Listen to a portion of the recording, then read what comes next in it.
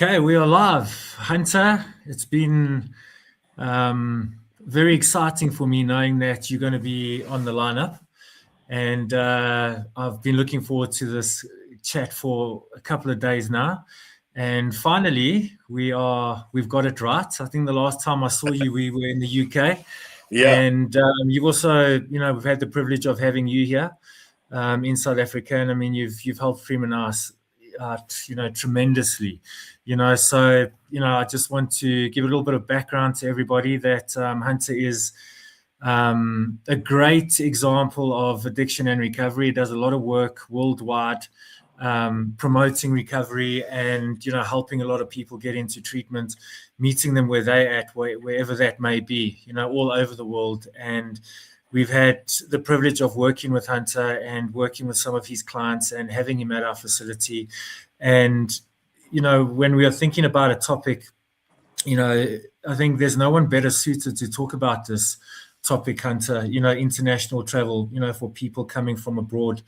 It can be quite a daunting task for an addict or an alcoholic getting to treatment, and the message would be to let them know that these options are available, because I think some people don't actually go into treatment because they're scared of traveling quite far. So I'm looking forward to exploring all of that. So welcome. It's good to have you here. And where are you at the moment, and what's Hunter up to?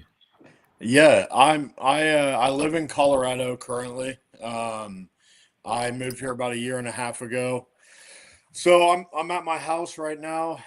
Yeah, just doing what I always do. I create content, and I'm the director of growth at a treatment program in Los Angeles called Numa Recovery.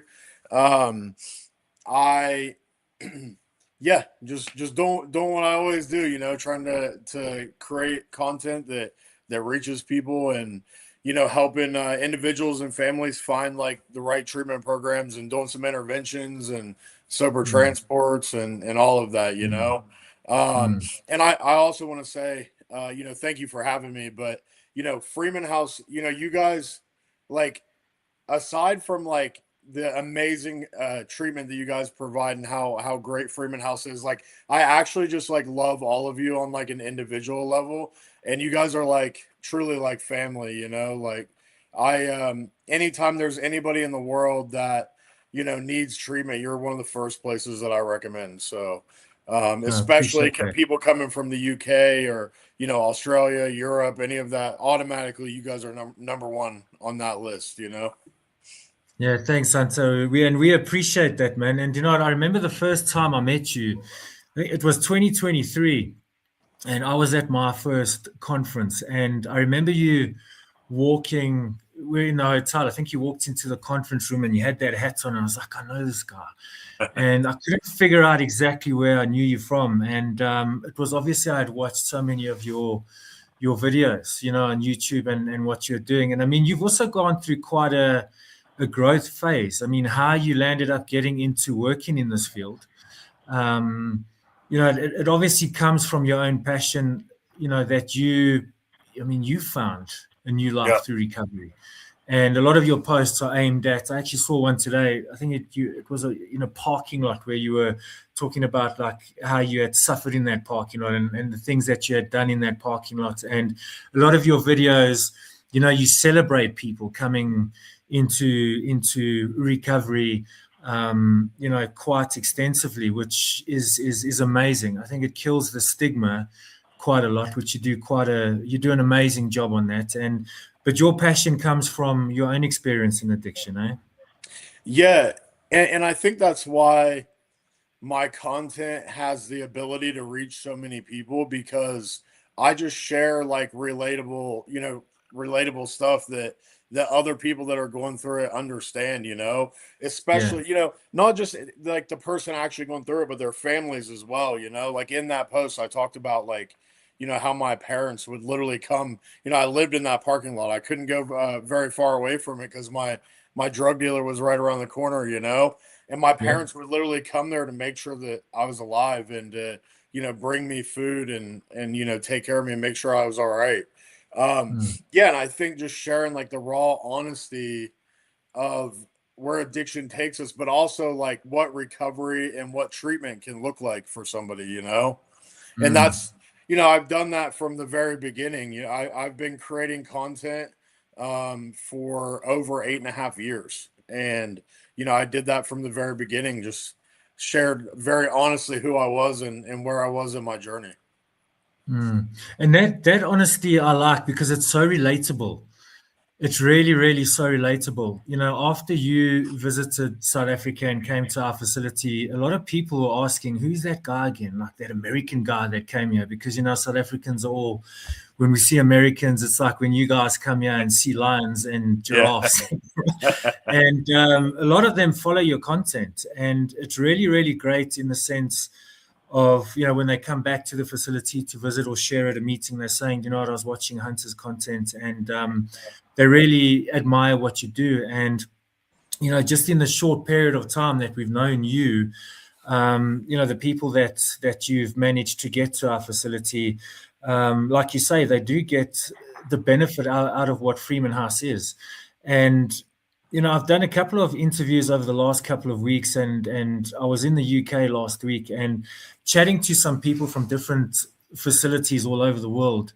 I think there's like a standard approach that people want to talk about treatment. We offer this, we do that, you know, and it's kind of great to know those things. But as you say, until you feel it, that's when you really know there's something special about a place. And that's when you came here, we felt the same way about you. Like you actually want people to genuinely get well and find the right place, because that's important. It is. It is. At the end of the day, it's not, you know, I feel like whenever you talk to other people that work in treatment, like they have their pitch of like what their treatment facility provides or whatever. But for me, it's not a pitch, you know, like it's, you know, I never approach anybody with a pitch. I just share like the raw honesty of, you know, what it looked like for me, right? And what it could look like for them and what facility I think is going to be best to help them achieve that, you know? And with people coming from so far, it takes a great deal of trust. I mean, and I think for you, if somebody is trusting you, you want to know that, listen, yeah, we're sending you to this place, and I've got a personal feel for it. I think that makes that personal touch makes it a little bit more special. Yeah. Yeah, no, for sure. And, you know, the one thing I can say about like Freeman House and Alan specifically is he's never really turned anyone away, you know, like anybody in any kind of situation, like he's always tried to find a way to work it out with them, you know. And I appreciate that. Like I'm grateful for like how he approaches situations like that. And, you know, he's extremely generous in a lot of ways too, you know. So yeah, I mean, it's just, yeah, I mean, I trust you guys 100%. So I'll always go on, you know, on the line and put my name out there to convince people that traveling to Freeman House specifically is the thing to do, you know? Look, I like the personal touch about Alan, and wherever he is in the world watching this, he's going to love what you've said there, because it's true. Sometimes we sit down, and no matter what stage of or process Freeman House is in as a facility, there's always room for somebody to come in, you know. And it is, I think, it adds to the ethos of what we try and present, because when you sit down with clients and they talk about their journey just getting here, often that first phone call, whether Alan picks up the phone or I pick up the phone, it's like, okay, where are you? What's going on? You want to get better? We're here to help. Let's figure all of that stuff out a little bit later. And I think that's also very unique in a way, because when we talk about saving lives, it's that kind of stuff that really puts people out there. You know, I mean, whatever walk of life you are in recovery, I mean, everybody has a different path. I mean, but if I focus on the 12-step path, for example, which I follow and practice my own personal recovery, like if you look at the 12th step, it's about the primary purpose, carrying the message to the addict who still suffers. And that is a massive part of what treatment centers should adopt. And I think you hit the nail on the head there, because there'll always be room for somebody to come in, whether they're in a position to or not. Yeah. Yeah, no, for sure. And another thing that, you said, like, it takes a lot of trust to travel that far. But if you're thinking of people in the UK specifically, right? They they would probably be happy to fly to South Africa for a holiday to party, or to fly to Thailand. Like, they fly to Thailand all the time from the UK. Yeah. So it's really not like as extreme as what people make it. It's just not as extreme as what people make it. The hardest part is just the flight. Yeah. So What look, I've never had to travel abroad when I was in active addiction into treatment, so I wouldn't really know what a person goes through. So what do they, let's say somebody commits now, they're in the United States, or they're in Canada or Australia, and they're coming in for treatment. What can they expect to go through alone versus traveling with somebody who's got experience such as yourself? yeah, I mean, I guess it depends on how experienced of a traveler they are. Like, if you're able to remain, like, really organized, and like, where you're supposed to go to get to where you need to be, then Yeah. it's fairly easy, you know what I mean? It's just, if you're going to be using, or trying to manage using, while also doing a trip like that, like, that would probably be the hardest part. But you do that every day anyway if you're an addict. You're finding a way to manage no matter where you are or what that looks like, right? Mm. Um, I would say, yeah, it would probably, like, for example, with me, right? Like, I've traveled to so many different countries. Like, I'm extremely organized when I travel, and I plan ahead, and like, let's say a That you family are. hires That me. you are.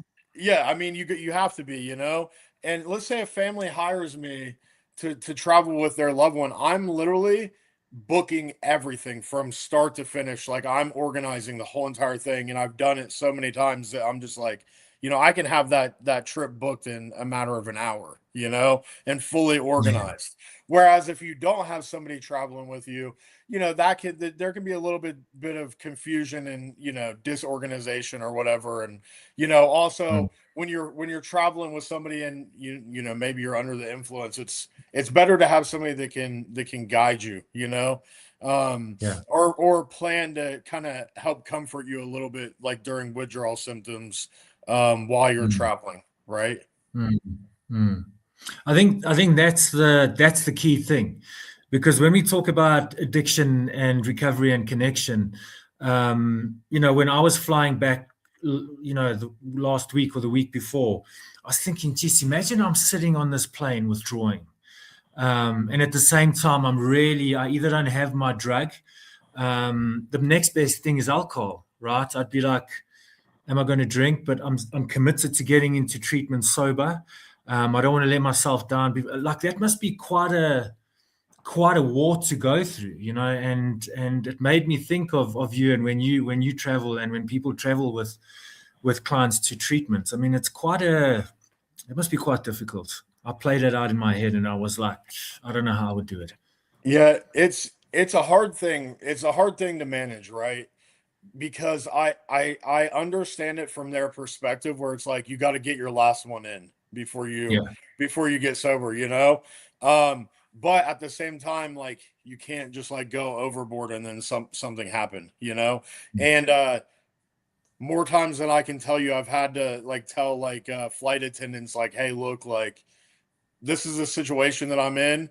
Can you please, like, not, like, give them anything else? Which, Mm, that it's an easy way to piss somebody off, but mm, it helps get you there safely. So mm. Yeah, that's great. And I mean, do you know what? If I'm so blown away by, how dynamic the recovery field is. It's not just, oh, there's a facility, get your loved one in. I mean, the fact that there's people like you who can plan on the half of the person and their family and assist them. I mean, it brings such peace of mind. And regarding interventions, and in following you as intensely as I followed you, I mean, you've probably done some amazing interventions where you first point a call, you see some scary stuff, people come into treatment and then they get well. yeah. That must be an amazing journey for you to go on personally, eh? Oh yeah. And I think that I think that there's like this misconception too around interventions that they don't work, because Mm. people see it as forcing somebody to get sober, but you're really not. You're helping create a situation that, gets them to agree to go to treatment on their own terms. It's not like you're like strong arming somebody to go to treatment, and I Yeah, found interventions, especially in moments where there's like a ton of chaos, to be highly successful. yeah, yeah. I'm a strong believer in interventions. Yeah, I think it's so important in that process because I remember when, I mean, I used to have like a schedule of interventions at some point, and like if an intervention didn't work at that particular time, let me tell you, it interfered with my using because I knew exactly the seeds that were planted, and it got to the point where the using just, my addiction got to that. Listen, yeah, you need to reach out for help. And then I would go back and see, listen, is this still available? Is this still possible? And fortunately, it was. And, I think that's when you're really on the front lines, eh? Because, at Freeman House, where we have clients that come in as a result of a successful intervention, it will be in like week 2 or week 3. They have this thing and they're like, oh, this is exactly what my interventionist was talking about. They said that I'd have this moment. And it's amazing that they can have that in a group and eventually see that for themselves. For sure. Yeah, and honestly, that happens more often than not. In my Mm. experience, you just have to create like this much willingness to get somebody in the door. And if it's a really good treatment program, they're going to handle the rest of it. You know what I mean? Yeah. They just need to be a little bit willing and open minded to step into treatment and see what it's about. And I have absolute faith that you guys are that type of treatment program where if somebody's just a little bit willing when they show up, you guys are going to work your magic. And that's the Um, amazing thing. I love that. I there, love that. there's a there's an so back to something that you asked about is like about people traveling from all over to South Africa for treatment. The other thing that I want to say about like people traveling from the U.S., from Canada, from the U.K. um, it's extremely easy to get to South Africa. Like you don't need to pre-plan visas. You don't need to do any of that. You just show up. You know what I mean? And then you're good for an Yeah. extended period of time. Whereas some other countries, could be more challenging or whatever, especially even like people traveling from the UK to the US. Sometimes there's challenges with that. With But like a coming lot to of red South tape Africa, around. Yeah. it's easy. Yeah. Look, I think that's important to know because um, people sometimes get off during the admin process. Like it's far. There's too many layovers. It's too far. Like, and then they either go to a facility within their own country that they can't afford, or they actually don't get the quality of treatment that they actually want. And it's important that you've said that, Hunter. And I hope when we send this video out and the recordings that people can contact you directly as well Yeah. if they need assistance with that. Because I mean, you're a great help. You're almost like you get the hustlers. Like you like one of those guys, the guy that knows the guy that can do this for you on that day. Yeah. And that's important. It's important to have that knowledge around. And Amanda has joined the comments here. And she asked the question here, when you were here at Freeman House, what stands out the most for you about Freeman House? Oh man, there's so much. There's so much there. I think how well the team works together really stands out to me. You guys really understand each other all the way from Alan all the way down to the anybody that even works in the kitchen or whatever. Everybody has a really great relationship, right? Yeah. The other thing is the location of where Freeman House is. Um, it's extremely safe. It's so beautiful there. God, I literally love it. South Africa is my favorite country aside from America anyway, but it's so amazing there. The food was great. It's extremely comfortable. You guys really therapeutically care and know what you're talking about. Recovery wise, you guys are so solid. Like there's just it's endless stuff that I could say. All the clients were extremely happy when I was there. I love that you guys care about fitness as well. You guys Yeah. really encourage that. And yeah, I mean, there's just so many good things. Also, Well, we appreciate that. of course, also the price point, traveling internationally to come to Freeman House, the price point is amazing. It's extremely reasonable compared to anywhere else of the same quality of care. Hmm. Well, thank you for saying that. And, we're glad to get that feedback, Yeah. because as an interventionist, or a sober companion, or someone that travels with people that are vulnerable, trusting you also want to know that, listen, yeah, I'm trusting with what I'm telling you to do. Yeah. And Yeah. I'm glad that you feel safe with us. And Isabella has also asked us a question, yeah, Hunter, if you don't mind. Saying, can you tell us a little bit about your journey and what led you to become an international addiction treatment and advocate and interventionist?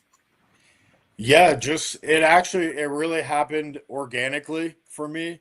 On February 21st, 2018, I was, at the rock bottom of my addiction. I was at my sixth and final treatment center in Palm Springs, California. Um, and yeah, I was just broken. And I decided that for the first time in my life, I was going to actually fully surrender and listen to what the people had to say. Um, I committed my life to 4 months of treatment and sober living. While I was in sober living, I started to write about my life and my journey through addiction and now recovery and treatment and all of that. And when I first started, like I just needed an outlet. I wanted something to do. I wasn't trying to like chase a job or money or, literally anything. I just wanted to focus on what was in front of me. And since then, it's snowballed to the point where I've got a little bit over 2 million followers. I have had operational roles in treatment programs like literally all over the world. I have a marketing agency, I have an intervention company. I build tools that help treatment programs, automate their workflows and stuff like that. Like it just organically happened. And yeah, which I think is the best way for it to happen. Every Hmm. single thing that I've done in this industry, I was given an opportunity. I learned directly from really amazing people. And it's just kind of grown from there. I like that, because if you think about the effort that goes into addiction, and the process that a person goes through, and the life that they live. I mean, on the opposite end of that scale, so much of the same goes into recovery, working hard, making it happen, connecting with people, um, and just like bringing it all together. And I think that's what you've really done well. You know, Yeah, thank you. what I like about your story is, I heard something interesting a while ago. I was having a discussion with somebody, and they said, recovering addicts mostly seem to stigmatize recovery more than when they're in active addiction. And I said, yeah, but what do you mean by that? It's like when somebody's using, it's so obvious that they're using, and they will kind of not really care about who knows what and how they live and who sees. But when they come into recovery, there's almost this hesitation that, do I tell them? Don't I tell them? How honest should I be with somebody? And that can be daunting, because I think there's that stigma in their mind that they're going to get judged on who they were previously, instead of, this is who I am now. I'm in recovery, and it's important that I share this message. And that's what I like about your stuff. It's so out there, and it's like what you see is what you get. This is where it took me. This is what I do now. And, it's like I said, when I saw you the first time, I was like, where's he from? And then when we spoke, I remembered exactly. And I think that's very, commendable, Hunter, because so many people know you. And there's probably a lot of people that you don't know that know you because of the work you do. And you make it so easy for people to actually relate to, I need help. And if I need to go to treatment, that's what I need to do. Absolutely. Yeah, and that's the whole goal. I just want to, make sure that people understand that somebody can relate to them and that, there is a way out. That's just what it is. Mm, And if mm, honestly, if people judge me because because I'm a recovering addict, then that says more about them than it does about me. exactly. So you know? Exactly. They don't understand the process of well, what are you accepting somebody who's not in recovery and judge them less than you would somebody in recovery. It's a very powerful message that. And Isabella has also just asked another question, yeah, and I'm sure with your experience you could answer this. Are there treatment approaches that one country tends to do particularly well? I suppose this can be answered from many angles because there's so many different things out there. Yeah, I think every country kind of has their own thing, right? Mm, What I can say about South African people in general, not just in treatment, and I love this about you guys so much, is that you're very direct. Where it almost seems confrontational, but yeah, it's not. You know what I mean? But it's like yeah, in a way where it's like, let's just get straight to the point and get to the bottom of this. And I think that that's beneficial for a lot of people, where you can just straight be like, this is what I see and this is what I think we should do, and that it's just very, you're not beating around the bush, um, and I love that so much about South African people in general. But yeah, I think every country has its own thing. Like, if you looked at how things are in Switzerland, right? I mean, it's the most expensive treatment in the world, but okay, they are exceptionally well at protecting people's privacy, at providing like the highest quality medical services you could imagine, right? yeah, And focusing on one individual at a time, right? And then if you mm, look at how we do things in America, at least with anywhere that I would work with, we are very exceptional at the medical side of things, right? But our system here is based on a 4-month model of treatment, right? So we focus heavily on long-term, community focused mental health and trauma therapy. So that's one yeah, thing that we do differently, and we have a more extended form of care than most places, right? mm, Um, mm, yeah, I think everywhere has its own thing. mm, Asia is more holistic in Eastern medicine. Um, mm, they also have a lot of community-based type treatment programs there as well. So yeah, mm, I think it's there's so much to say about every country in that way. mm. Mm. And look, I suppose it's how everybody comes together, as you say. Like you're saying, from our chefs down to our groundsmen, to our security guard, there's a level of understanding that we all have, and at some point we've had all our team players act some kind of role for a client. If a client storms out of a group, for example, and they go sit around the corner in the garden, and the gardener's there and just is a friendly smile, just to sit down and, I don't know, give them a cigarette, how you doing? Or that changes, because it's not just the counselors doing this and then the doctor doing that. It's like when you come here, we're well aware of what you need. It's not just we're offering you one thing, and how that whole process comes together is fundamental. And I think we do that really well here too. No, you do. Yeah, you really do. And you can Yeah, tell. You can tell because of like just the vibe and the energy there and the community that's there. Like you can tell everybody just kind of just goes well together, even with the yeah, clients. yeah. And I mean, I hope to see you soon here sometime. And when you coming back to visit us? I'm I'm You've got trying a I'm full life there now. You're quite busy, I see. You've I'm got trying a lot for on the April plate. actually. Okay. So, yeah, trying And to figure we it we out. better be on your radar, man. Yeah, I'm really planning for the end of April. Hmm. So, Okay. Well, you got to come past the brotherhood here, the brotherhood and the sisterhood here. You got to come past your Freeman yeah. family, Oh, and you guys, I'm coming straight there. great. I'll make Yeah. sure I'll make sure I have everything ready here for you. And please do, man. We can't wait to see you. And look, Hunter, I think this has been an amazing chat. And thank you for always, humbly making yourself available, Yeah. and when I reached out to you, I mean, you got back to me straight away saying, sure, no problem, I'm there.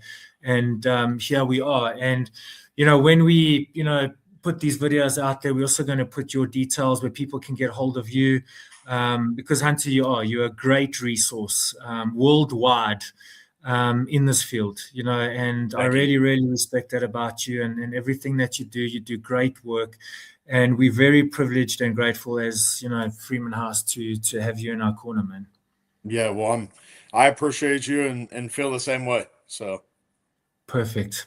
Well, thank you very much. I'm going to end our live stream there, and thank you to everybody that watched, and the future comments that will come from this and the views that will come from this. And if there's anything we can do to help you wherever you are in the world, please do reach out to Hunter, reach out to Freeman House, and we'll get back to you and find you the right solution. So thank you very much. Thanks, Hunter. Yeah, thank you. Okay, that ends that. Thank you so much. Yeah, thanks so much, Hunter. That's